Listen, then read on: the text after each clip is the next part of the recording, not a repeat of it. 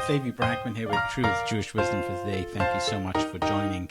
Before I begin, if you like this podcast, please leave a review, subscribe, like it wherever you listen to this podcast, whether it's on YouTube, Apple Podcasts, Spotify, Audible, wherever you listen to this podcast. Please like it, subscribe, leave a review.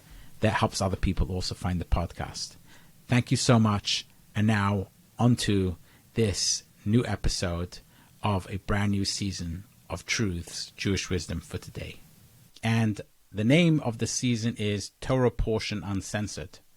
So what I'm going to try and do in this season is just talk in the most straight up, clear, uncensored way about the Torah portion.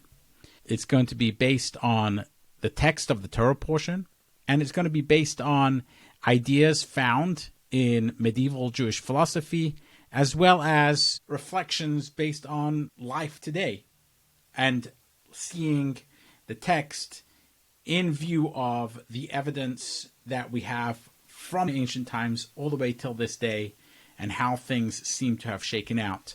What is different about this podcast, which is on the Torah portion? So first of all, it's not going to include biblical criticism. Now you might ask, why not? Biblical criticism is really important. Well, it's because whilst the documentary hypothesis sheds light on the different meanings of the text itself, and a lot of people would argue they're totally indispensable to understanding the text, when I personally read scholarship based on the documentary hypothesis, it doesn't excite me. When I study the Torah portion, I take into consideration ideas found in the documentary hypothesis, but this podcast is not going to be about that kind of biblical scholarship. What's also not going to be about, it's not going to be your traditional inspirational ideas found in the Torah portion. It's not going to bring the Kli Yakar and Rashi and the Rashbam and the Abarbanel and other commentators. It's not going to try to bring it all together with some latter-day Mefarish or some latter-day commentator in which we find inspirational. It's not going to be any of that either. So it's not going to be your traditional fare of Divrei Torah. Instead, it's going to be a reflection based on a critical analysis and thinking of the Torah portion, and also with the wisdom that perhaps is relevant today, but not from what one might see today as the Torah view of things. Going to look at it from an independent perspective. And that's why I'm calling this season of the podcast Torah Portion Uncensored, because I'm going to totally uncensor myself. So I'm not going to try and pander to anyone. And like I said at the end of the last season, that when you come to study Torah, you're supposed to study Torah to try and find the truth of what's going on. And when I say the truth, I don't mean the absolute empirical truth, but I mean what the text is trying to actually convey. And in this case, not just the text itself, but also how tradition has seen things as well, how Jews have always looked at this and how Jews practice it today, based on the text. So it's trying to get to the underlying meaning of the text itself in a very honest, clear-eyed fashion, not trying to pander to anyone, not trying to excite or make anyone individually happy, but just trying to give you an unvarnished, uncensored view of the Torah portion each and every single week. So, not biblical criticism. It's not going to be your regular fare of a Dvar Torah, taking the ideas found in the Torah with some of the Rishonim, some of the earlier commentators from the Middle Ages, through to some latter-day Achronim and their ideas in the portion. I'm not even going to look at the Achronim. So I'm not going to be looking at anyone who's really made a commentary on the Torah portion post the 1500s. We will, though, look at some of the medieval, some of the Rishonim, especially people like the Rambam, found in the Moreh Nevuchim, people like Saadia Gaon, found in the Emunas V'Deis, the Book of Beliefs and Opinions. Also the Kuzari, Rabbi Yehuda Halevi, and also people like the Ramban, Nachmanides, and other medieval type commentators will take their views into consideration as well as I present this podcast. Now, we're starting this at the very beginning of the book of Leviticus. I thought when I started this, it would have been much more fun if I would have started at the beginning of the book of Genesis, because you've got the creation story, you've got the stories of Abraham, you've got the stories of Isaac, you've got the 12 tribes, you've got Jacob, you've got all these very fun and interesting stories which are fodder for really good episodes. And Leviticus seems to be sacrifices. I mean, it's called Torah's Kohanim. It's called the laws of the priesthood. So not as exciting, I thought. But actually, as I've delved into it, I'm really excited to be starting this season with Leviticus. But before I get into Leviticus, I want to continue to talk a little bit about the approach of this season of the podcast about the Torah portion, called Torah Portion Uncensored. I very much take the viewpoint of people like the Kuzari, people like Maimonides, and people like Saadia Gaon. These are all medieval philosophers in how they view our religion. Because each of them in their own way basically say that reason is totally indispensable to being able to understand our religion and being able to get to God. So reason is the fundamental building blocks that you need. Without reason, you can't ever get to any kind of metaphysics. In the Kuzari, Rabbi Yehuda Halevi talks about the fundamental approach to religion, and he says that the whole idea of all the miracles that took place for the Israelites in Egypt and the exodus from Egypt, all the way coming up to the time when the Israelites received the Torah on Mount Sinai and there was this collective revelation, was all to bring about the evidence to show that there is a God, and God is the one which is presenting these commandments, and you should accept these commandments. So the Israelites, when they accepted these commandments, and when they accepted the Torah, to them, that was evidence-based. That was based on the fact that they actually saw God speaking. They saw God's miracles, and they saw the revelation at Sinai, and it felt true to them. And because of that, they accepted it on face value, and they accepted the Torah on Mount Sinai, and they submitted themselves to the will of God. The next part of the argument he makes is that, well, because that happened, and it was a collective revelation, therefore we need to take that as evidence from then and for all generations. Now, that's the next step of the argument, and one could argue for and against that. I certainly feel that God should be presenting evidence in each generation, and that which happened 3,500 years ago, one could argue is not enough evidence to convince us today that we should accept that which happened 3,500 years ago as being the absolute truth. In other words, for many of us, when we look back and we say, well, the ancient Semites in the desert saw that as a fact, and for them that was good enough evidence to say that that was God revealing himself to them, and therefore they should accept that, that may have been good enough evidence for them, but without us going back and properly analyzing the evidence that they had, it's difficult for us to accept that in the same way as evidence. And therefore, a God who wants us to re-accept him as his God really needs to show us evidence, or at least refresh the evidence. And one might say, well, this is controversial. Well, there are parts of which the Talmud, which seems to agree with me, because there is a story in the Talmud where it says that God, at Mount Sinai, took the mountain and turned it upside down, and he held it over the Israelites. The words used are Kaf alehem har kegigit. He took the mountain and he held it over their heads upside down like a barrel. And he said to them, if you accept the Torah, great. If not, I'm going to bury you right here and I'm going to turn the world into nothing. In other words, you have to accept the Torah.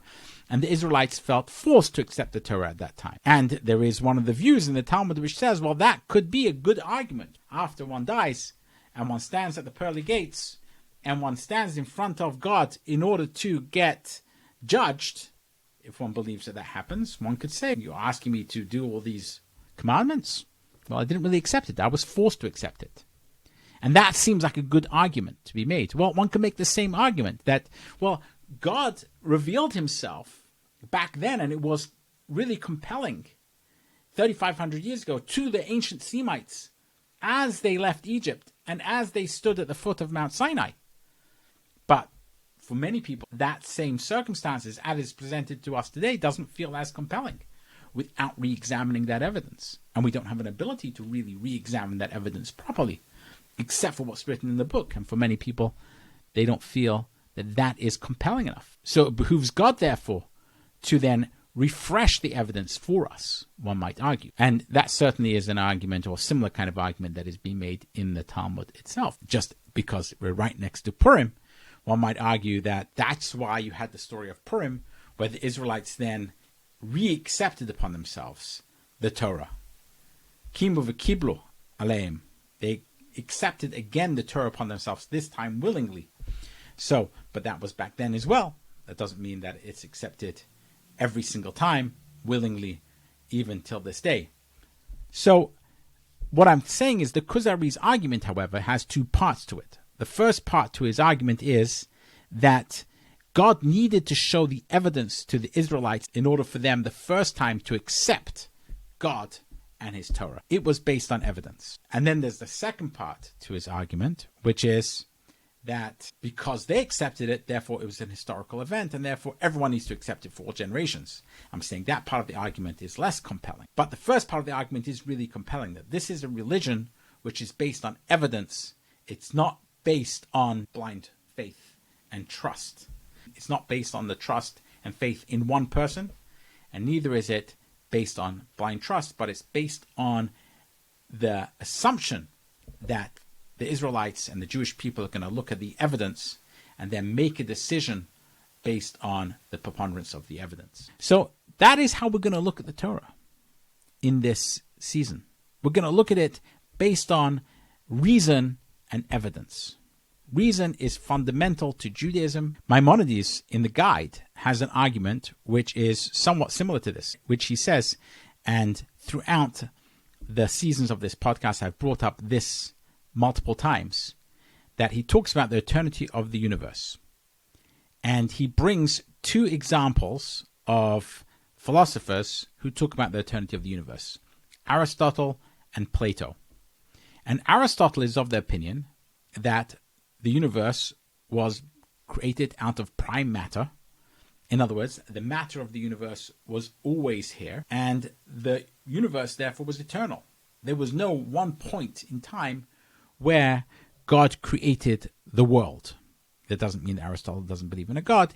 He just thinks that there was no point in time when the world was created. Maimonides says that if Aristotle was able to demonstrate that point of view, then he would reread the story of creation, which is found in the beginning of Genesis, in line with that point of view. He says that he doesn't accept that for two reasons. One is he doesn't feel convinced by Aristotle, and he feels more convinced by the argument of Plato. And Plato's argument is that perhaps there was prime matter, but at some point in time, God created the world out of that prime matter. So there was a God which is involved with the creation and took the prime matter and formed the universe out of it. Whereas Aristotle doesn't believe that God gets involved at all with any of the creation. There's God, and then there's the world, and he doesn't get involved with the world necessarily. Everything just happens based on the laws of nature. Whereas Plato believes that God gets involved and actually has formed the world out of this prime matter. So Maimonides thinks that if we're going to believe in the eternity of the universe, then we would read it better the way Plato says it than the way Aristotle says it. But even that, Maimonides doesn't seem to fully accept. He thinks that the argument for creation ex nihilo, something from nothing, is a better explanation. The second reason that Maimonides gives why he doesn't want to accept this is because he says that if he accepted Aristotle's point of view, then there really isn't any room for religion at all. So, yes, he could perhaps reread many texts in line with Aristotle's view, but really make the whole religion not look very compelling at all, because a religion is really based on the fact that you have a God who comes in nature and tells people what to do. And if you don't have that, you take that away, then it's much more difficult to explain anything about religion. So he'd prefer to use, if he had to accept the view of the eternity of the universe, he'd prefer Plato's view, where he doesn't have to radically reread the very foundations of the religion. But what seems interesting here is that Maimonides seems to be of the opinion that if he had to, he would reread the entire religion to fit in with Aristotle's view, if that was required. In other words, if that's what the evidence showed. And as a matter of fact, the example he gives is that we reread entire portions of the Bible in light of the fact that we no longer think that God is corporeal. So because we think that God is not in any form physical, therefore, all the verses and passages in the Torah which seem to indicate a God which is corporeal, a God which is physical in some kind of way, are reread in a metaphorical sense, which takes it out of its corporeality and takes it out of any of its anthropomorphic nature. So Maimonides says we've already, based on new evidence which tells us that God isn't corporeal and is not anthropomorphic at all, we've already reread passages in the Bible in light of that, and therefore he says it's not a big deal. If we had to, we would reread passages in the Bible to be in light with new evidence that comes up. Whether that's Plato's view that the world was formed out of prime matter, or even Aristotle's view, which says that God never gets involved with the universe. He's willing, if he can be shown that that is the case, to reread the text in a radical way to be in line with that as well. So we're in good company when we say that we look at the evidence and we look at reason, and then we read the Torah based on evidence and reason, rather than saying that we first and foremost look at the Torah, and then we look at the evidence, and then we look at the reason, and we reread evidence and reread reason based on what's written in the Torah. So that is one of the fundamentals of this season in the podcast called Torah Portion Uncensored. And that is that we're reading the Torah portion based on reason and evidence, rather than coming and saying that the text is what the text says, and if that goes against reason, we accept the text rather than reason and evidence. And in my preamble to this podcast, and I'm going to get into the whole idea of the sacrifices in a moment, so we might go on long, but there's a reason why I think this is really important. I was in the synagogue last weekend, and I was talking to a young man there, very intelligent, well-read, educated young man, Orthodox. I won't say from which section of Orthodoxy he comes from, but he was telling me that today, in order to be religious, you have to really suspend your reason. If you're going to come to religion with reason, it's very difficult to be Orthodox today. Those are his words to me. And I said to him, but that's not our religion. Judaism is a religion which is based on reason. The second you suspend your reason, you really suspend the religion entirely. The starting point is reason. The starting point is evidence. That's where it all starts from. You never come along and say, well, 1 second, the Torah tells me this isn't a microphone, it's an airplane, therefore it's an airplane. We're never asked to do that. If the Torah told us this was an airplane, we would have to reread that text in some kind of symbolic way, rather than reread reality to say this is not a microphone, rather that it's an airplane. The point is that the Torah never tells us something which flies in the face of reality. The Torah never tells us anything which flies in the face of reason. The Torah will never tell us that 2 plus 2 makes 5. And if you think it does, then you've misunderstood the Torah. That's a fundamental principle of our religion. And by the way, this isn't just something that I read from Maimonides, and it's not something that I just read from Yehuda Halevi or Saadia Gaon or one of the other medieval Jewish philosophers. This is a principle that I was taught by one of my teachers when I was a young student in the Chabad Yeshiva, Rabbi Yoel Kahn of blessed memory, who was very famous and prominent in Chabad. He explained us this principle very clearly. He says the Torah will never tell you anything which flies in the face of reality. So we start off with reality. We start off with reason, and then we understand where the Torah fits into all of that. So that's the principle of this season of the podcast. It's a reason and evidence-based podcast on the Torah portion, and we're going to be as honest and straightforward as possible about what is written in the Torah portion each week. So now let's jump into Leviticus. Leviticus is also called Torah Kohanim, which is the laws of the priesthood, and it starts off about sacrifices. But before we get into the sacrifices, it's really important to try and take a step back and think about, where does this come from? Let's think about it from the perspective of the ancient Semites living in the setting which the Torah presents us that they lived in, which is in the desert. Let's rewind. How do they get to sacrifices? Well, first and foremost, they were in Egypt and they were slaves, and there was all these miracles, the 12 plagues, and then there was the exodus from Egypt. There was the splitting of the sea, and then there was coming into the desert. Moses going up 40 days on Mount Sinai. There was the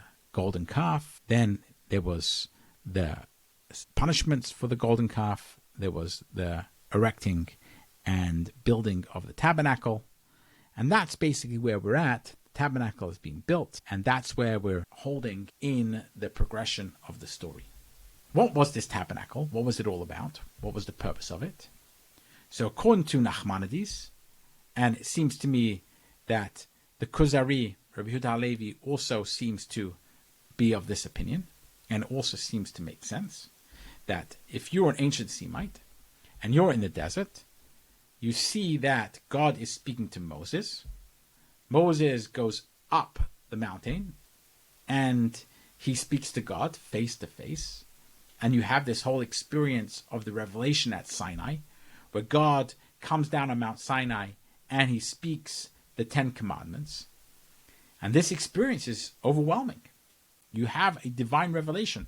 Each and every person who is standing at the foot of Mount Sinai becomes a prophet in their own right. They're able to listen to the voice of God himself. But that's a one-time event. It only happened once. What the Israelites wanted to do, or what they needed to do, was to productize that, to use an expression which is used very often in the tech world. What does that mean?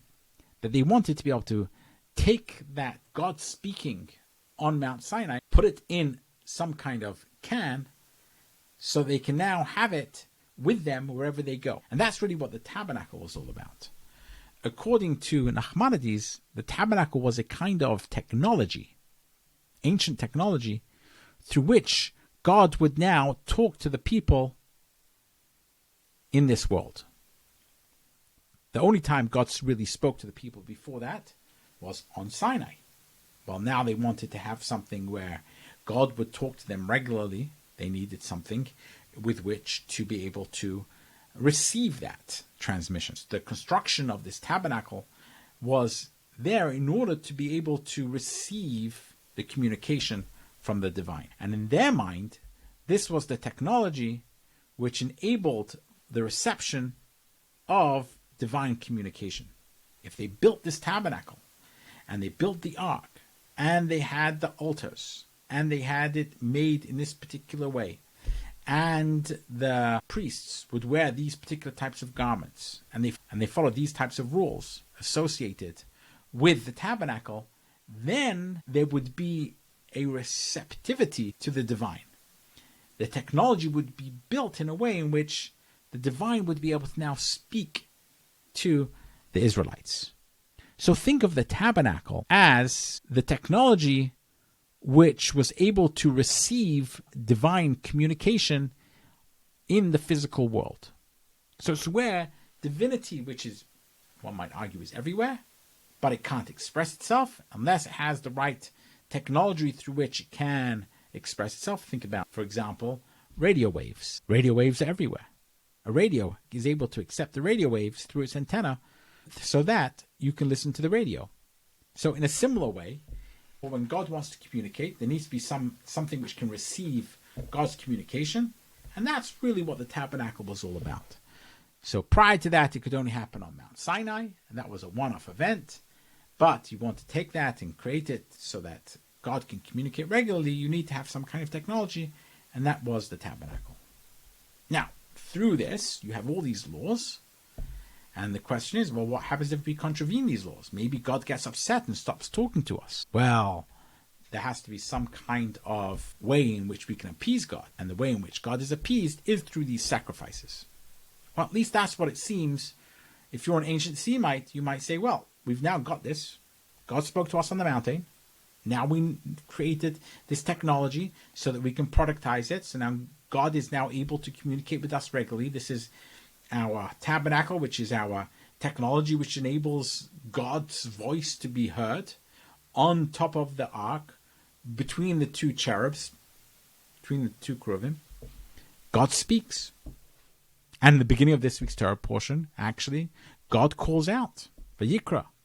God calls out to Moses.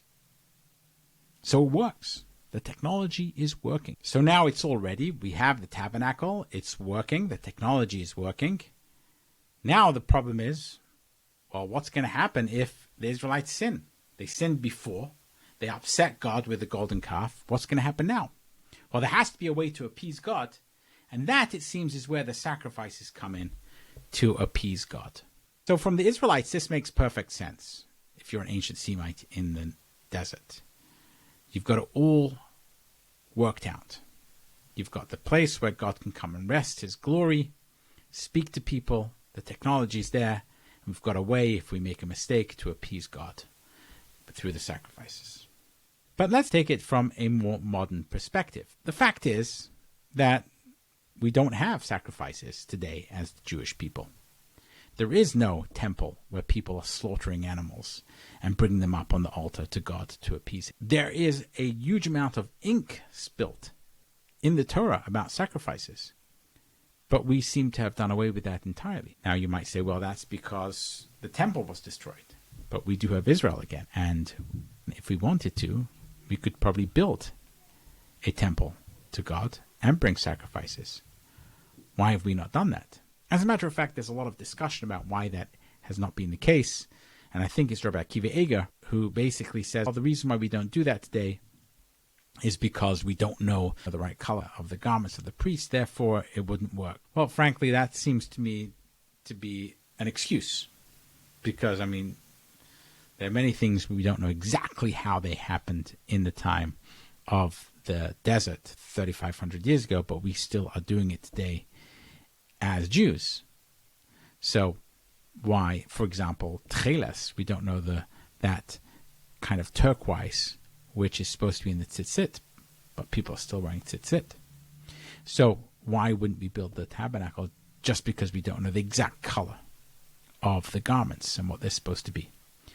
So the fact is that sacrifices aren't on the agenda today for Orthodox Jews. So what's really going on, and what are the sacrifices, and how symbolic are they really? I'm going to review a number of different approaches to sacrifices and then give my perspective on it. So the first view I'm going to give is found in the Kuzari, and others also hold a similar perspective. And that is that sacrifices are there in order to be able to elicit and inspire and arouse within the individual the desire to repent. And that is because what happens here is that the animal is slaughtered, its blood is sprinkled, and it's burnt on the altar. And the individual can think that this is happening to the animal, but it could have happened to me. So life is precious, life is tenuous, and life can be over very quickly. And an animal has life, and when it's slaughtered, its blood is sprinkled and it's burnt. That might elicit some kind of comparison between the person bringing the sacrifice and the animal which is being slaughtered, and think that this could happen to me. And just like the life of the animal is given by God, so too is the life of the individual bringing the animal was given by God and is dependent on God, and therefore that bringing of that animal and sacrificing that animal will inspire the individual to want to repent to God, to return to God, so that his life continues to be supported by God and that would cause him to repent from sin. And the sin obviously is something which disconnects the person from God in this point of view. So that's one perspective. That perspective is found in the Book of Beliefs and Opinions by Sadiagon, Nachmanides, and others who see the idea of sacrifices in a similar vein. There are, however, other perspectives, and I'm going to focus on two other perspectives of sacrifices. One which is found by Yehuda Halevi and the Kuzari. Yehuda Halevi was a poet, and he was a philosopher, and he lived in the 1100s, and he wrote this book called the Kuzari, which is a fictitious conversation that he's having with the king of the Khazars, who's looking to convert to Judaism. And in it, he talks about the sacrifices. His perspective on the sacrifices is not just the sacrifices on their own, but the sacrifices in combination with the tabernacle, and not just the tabernacle, but also all the garments of the priests and the entire service and order of services that goes on in the tabernacle. The analogy which Yehuda Halevi gives is that of the human body, reason, and the soul. And he says that just like the human body needs to eat to sustain itself, and you need a functioning body, you need the heart, you need the head, you need all the sinews, you need the liver, you need the kidneys.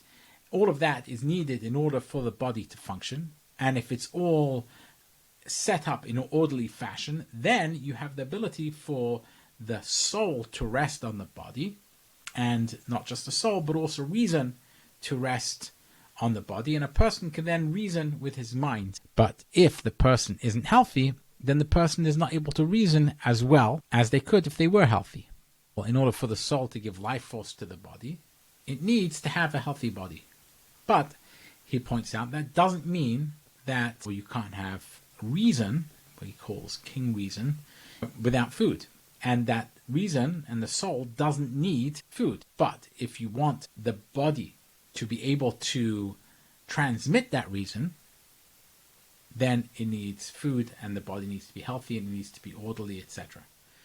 So in a similar way, he says that in order for God to transmit itself to humans and to rest within the Jewish people, it needs a tabernacle, and needs a tabernacle in a specific way. And then also it needs all these sacrifices, and the sacrifices are like food, but God doesn't need the food.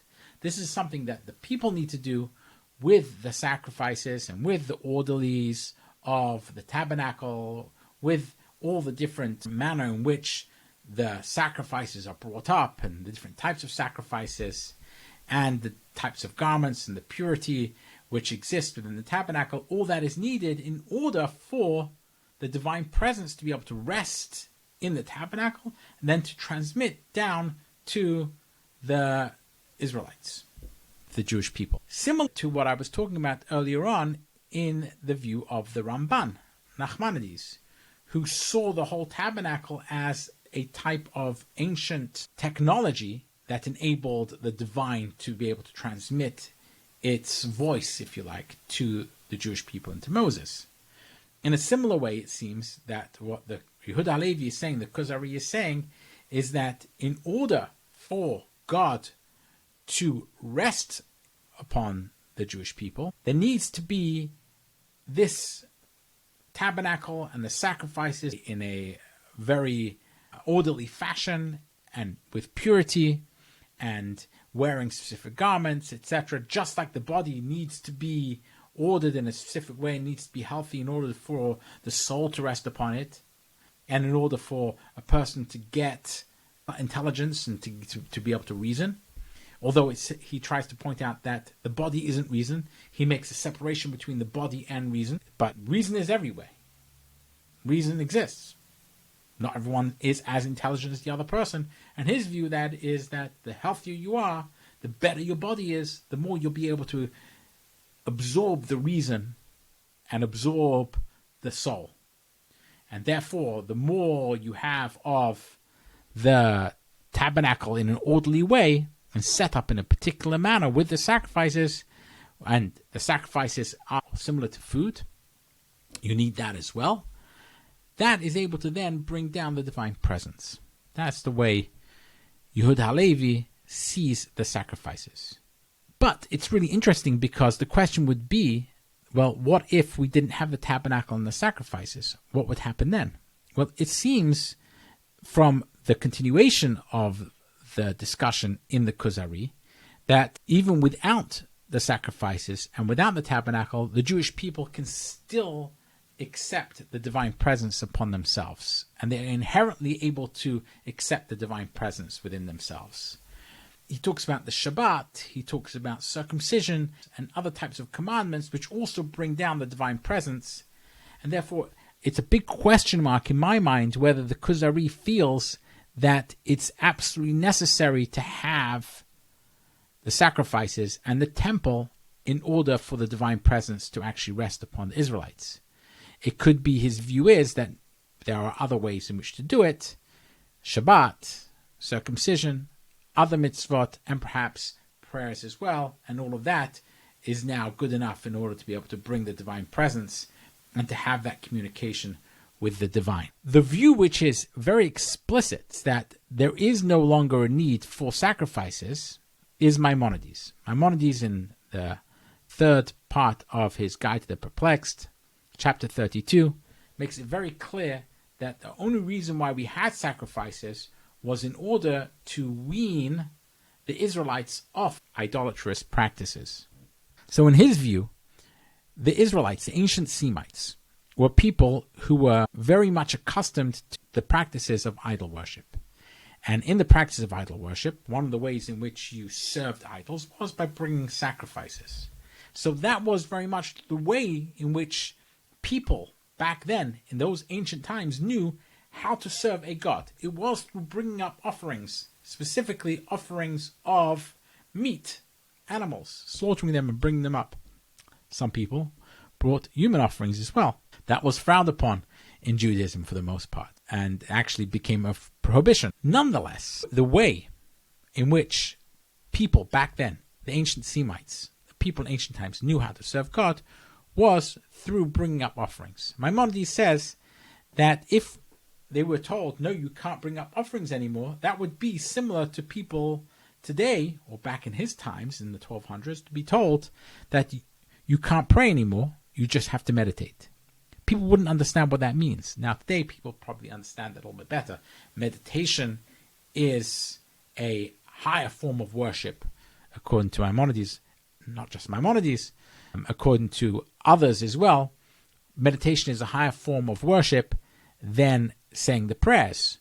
But he says, if someone would have come in the 1200s and say, no, prayer is not a good way of worshipping, the only way you should worship is to meditate, he said people just wouldn't be able to accept that. Similarly, back in ancient times, if Moses would have come and said, you can't sacrifice to God, the ancient Semites would have said, well, what do you mean? How else should we worship? Well, you should pray. They wouldn't know what praying really is. And therefore, in order to bring them into the idea of monotheism, Moses said, instead of sacrificing to a multitude of gods, sacrifice only to one God, the God of Israel, the monotheistic God.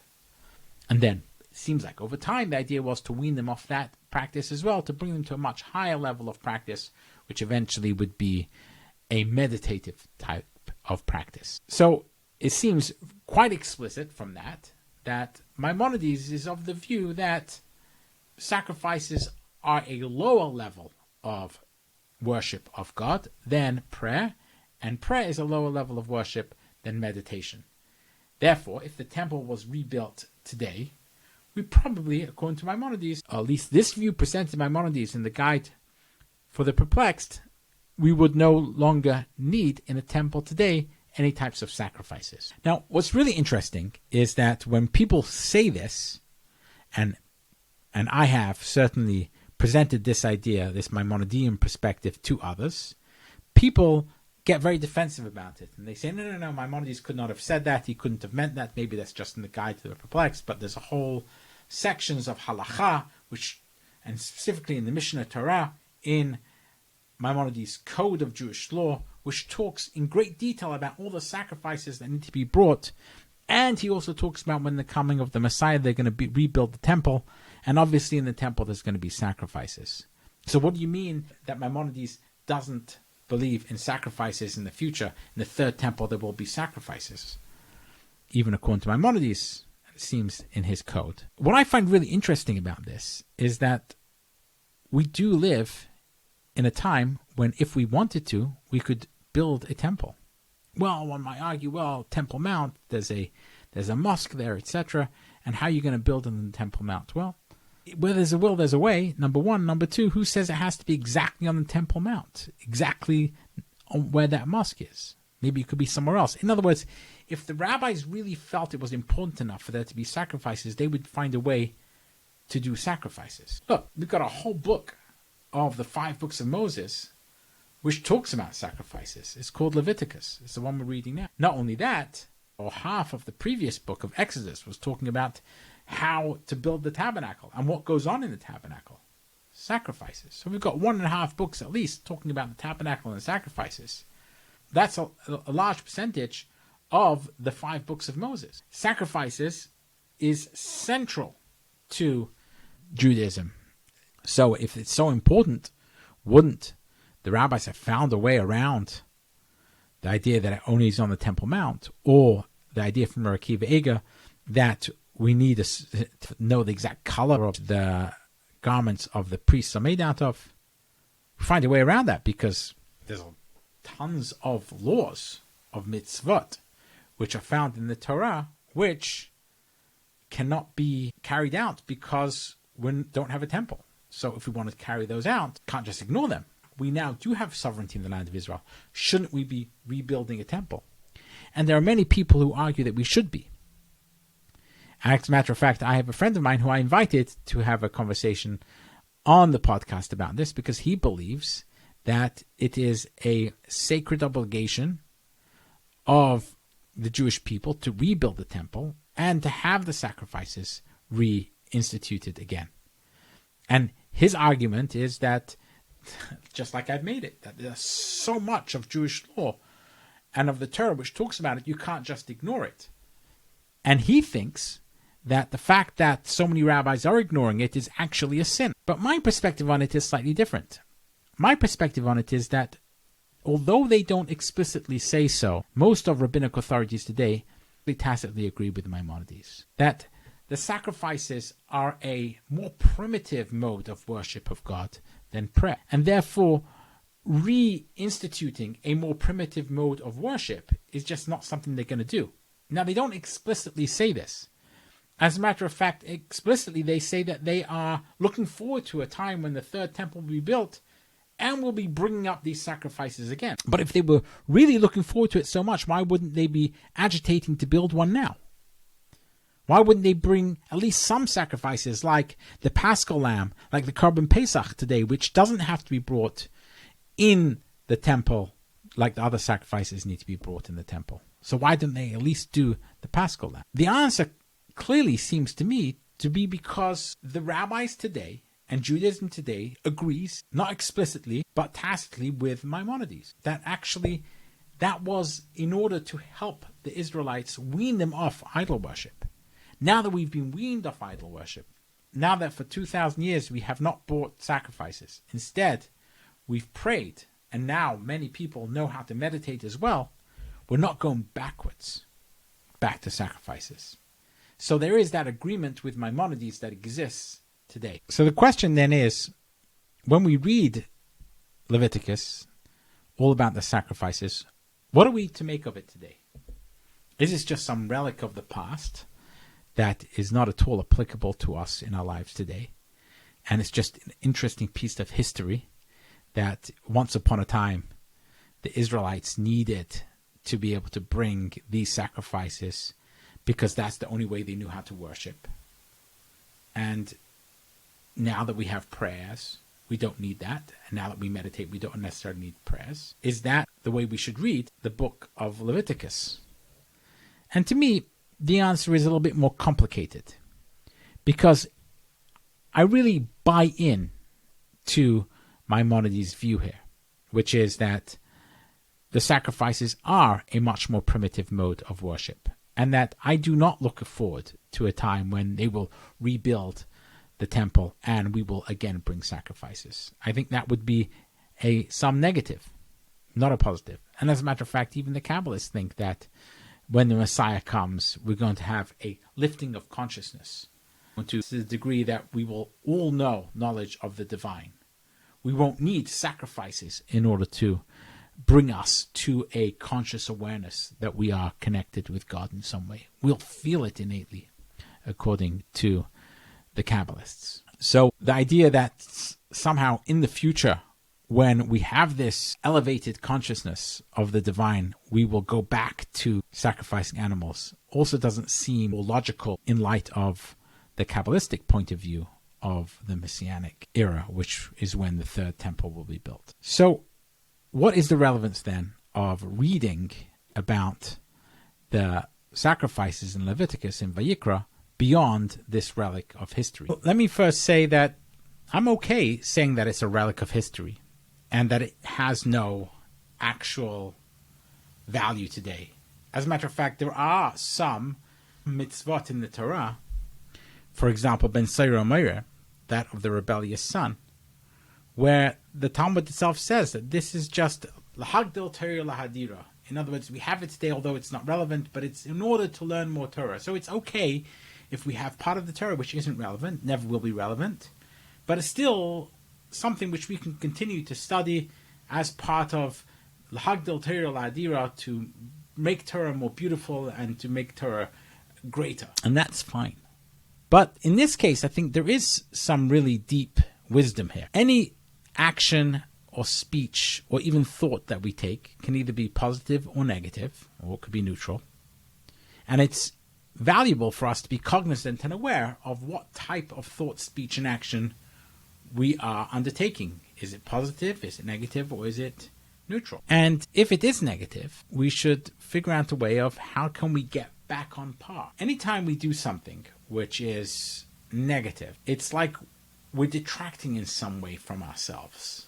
Anytime that you get into a bad habit or you do something which isn't positive, you are detracting from your ability to live your best life, to fulfill your greatest potential. A negative habit or doing something negative actually means that you are weakening a part of yourself. Here's a good example: overeating. If we get into the habit of eating food which is bad for us, and in many ways we are what we eat, as we get older, we learn that the hard way, because when you're born, you have cholesterol of 50, and as you get older, your cholesterol starts to bump up, and if at some point you stop being careful with what you eat, you end up with high cholesterol. And that's because eating saturated fats, etc. And that can cause a plaque buildup and eventually heart disease. So you become very well aware that you are what you eat. And the more you get into a negative habit of eating things which are not good for you, the more it's difficult to then get back into a good habit of eating in a healthy way. So think about eating food which is bad for you as a sin. Every time you let yourself fall into the negative habit of eating food which is bad for you, and you're reinforcing that negative habit, and in some ways it's difficult to get back on par. Well, if you're aware of your eating habits, you can do something to fix it.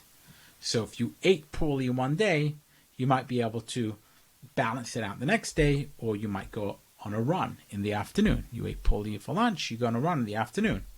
And that way you're able to bring yourself back to par. So think of these sacrifices as a way in which the Israelites were able to keep track of their behaviors. And if they sinned, they were able to do something to bring themselves back to par. In a sense, they brought this sacrifice to the tabernacle. They then gave it to the priest who sacrificed it for them. And that action of giving something away from themselves, like it says in the parasha, Adam ki yakrav mikem, person who brings from themselves a korban, a sacrifice to God. And the idea here is they bring from themselves, they're giving something of themselves. In some way, they are therefore, by giving something of themselves, they're correcting that which was a mistake or a sin previously. So it's really important to be cognizant of one's behaviors, one's actions, one's speech, one's thoughts.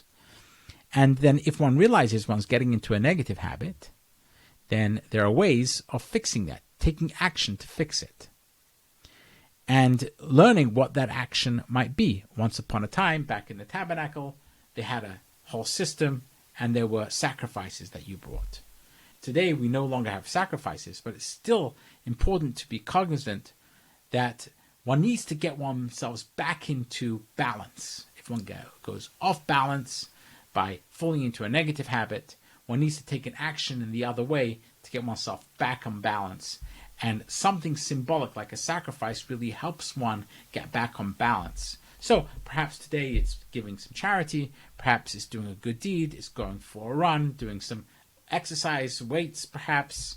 There's all types of things one might think of doing in order to bring oneself back into balance after doing something which perhaps threw one off balance and could get one into negative habits. So that's perhaps a modern day application of the idea of the sacrifices. So we've gone on long in this episode. It's the first episode of the new series, Torah Portion Uncensored. And I hope that this is of benefit to you, my listener. I'm going to be doing this every single week on the Torah Portion. But I hope that it remains relevant, it remains interesting and somewhat scholarly, and so it will be shorter in the future. But meanwhile, thank you so much for joining for this first episode of the latest season of Truth's Jewish Wisdom for Today. This has been Levi Brackman. Until next time.